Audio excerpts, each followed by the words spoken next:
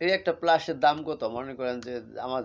জানা তাহলে বলা যায় না বুঝলেন। এই প্লাসটা নেট আমি ওয়াইফাইটা আনছি তো সেদিনকে নেটে কাজ করতে ইয়া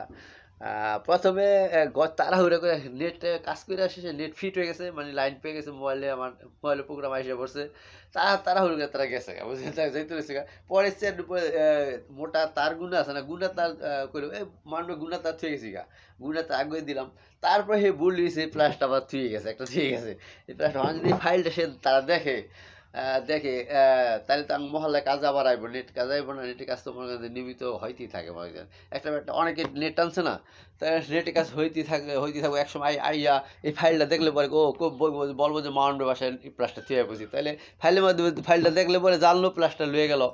অথবা আমি বাইর তো আজকে আবার কাজে লুকা অন্য একটা কাজে আইবো লুকাবে নেট কাজে আইবো হেরা আবার অন্য দল অন্য গ্রুপ হেরা দেখা কথা প্লাসটা দেবো না আর আমি ইচ্ছা করে ফোন করে কইলো আবার আমার বলদামি ভালোবাসা নষ্ট হয়ে যায় বুঝলেন না ও যে আপনার বাড়িতে প্লাসটা থুয়েছি আপনি আবার আপনার লোক আমার